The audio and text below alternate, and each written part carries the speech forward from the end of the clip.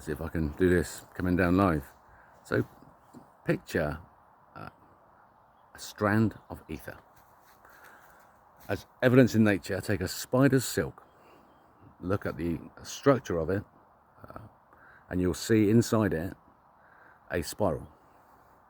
That spiral is the ether. It's a light fiber. It has a strength, and the spider gains the strength from changing the surfactants of the light fiber, bringing it into reality. Take that light fiber. Now, it's a coil. Why? Because when it was formed in infinite seconds squared, a light fiber from here to the cosmic microwave background is formed, and it's a rod, a ray, from Earth to the outside. The moment that it gets to the surface, there's a vector change in the surface. There's a rotation to create the surface tension. But before it does that, there's a vector potential. And that vector potential is the energy. It's where it snaps. This is the motion of it. So ray, solid, surface, tip does rotation, changing strength, no strength in ether anymore, fractures in a spiral. Because the whole mechanism is twisting. It's all subject to spiral force. It breaks into a spiral. Now take that spiral, pull it straight, and put tension in it. Now, you're holding it, it's a straight line. You've got to grip both ends. You're holding this light fiber that was a spring. You've now stretched that spring into a straight line. It's pulsing. The energy of the vis viva, demonstrated in 1906, Victor Levy, vector potential, is now here as a pulsatile force. So the wave that we see is now created by this infinite tension of an unsnappable light fiber. This is the motion of it.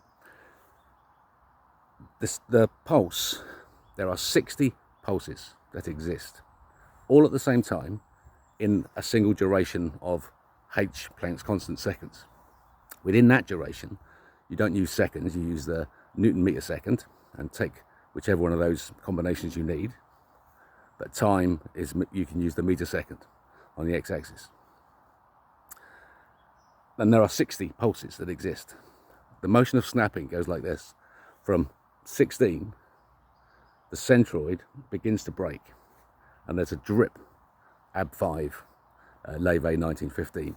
That drip, that rotation, so that rotation of the snap, before it snaps, there's a twisting motion from 16 to 32. So these pulses are all existing, and it's snapping from 16 to 32. When it gets to 32, just past the balance point of the 60 pulses, it snaps. In snapping, the two ends rotate around each other. Yeah? One end of this fiber rotates. One rotation. In instantaneous time, immeasurable instant. And that creates light, welds, and welds it again. The light repairs itself, self-healing, at 32. And when it does that, the action snaps back to 16 and does it again. So that there's a Reynolds wave, a viscosity wave, that lies behind Schrodinger's wave. Schrodinger is the center bell curve. And that shows perfection, theoretical. The Reynolds wave goes from 16, wobbles over to 32, and then snaps back.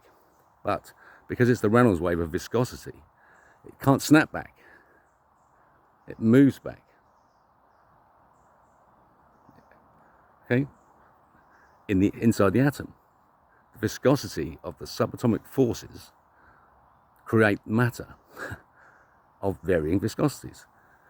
And now the time that is created through this repeating motion. So matter catches back up with time. Matter can't snap back in time. Matter must move forward in time through its decay, E, natural log.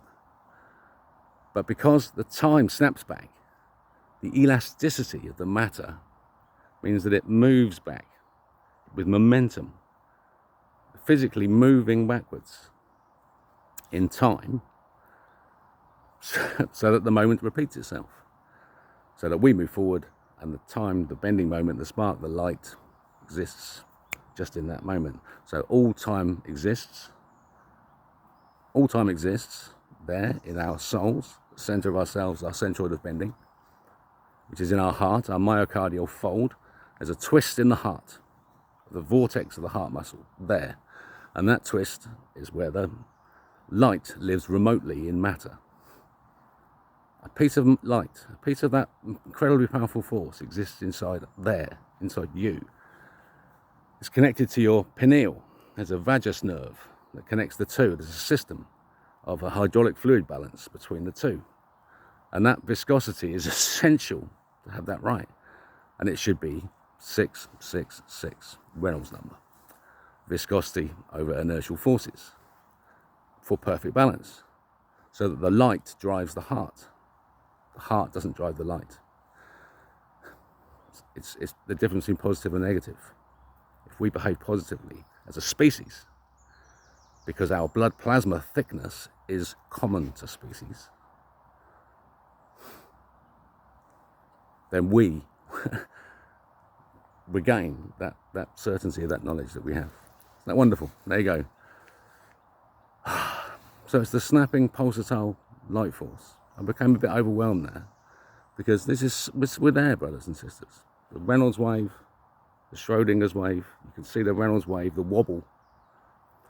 And what's the center of that 16 to 32 bearing wobble? 24. So there's a count. The pulsatile force has 60 beats, and each one has a number. And at 24, that's the count. So the Reynolds wave, if you actually averaged it out correctly and assessed it correctly, you'd find that it's wobbling on 24. Tick, tick, tick, tick, tick. So it does 24 ticks. At subatomic speed of c, variable, and then that translates back out through a thickness of matter, out of time, gaining various cycles, like this one on this planet, of 24 hours in a day per rotation. And it's the clock. There you go. So from that snapping fiber, 60 beats. I'll do the drawing when I get home. This is more of an experiment, but I might post it. Because this is what my life is like. World. Yeah, I'm desperate. And there are many of us desperate to put this information down and have a rest.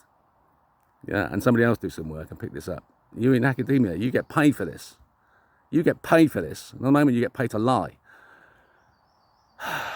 So just pick this up and all is forgiven. You've got to do the work. Trust me, you're doing the work. Follow the Rebel King.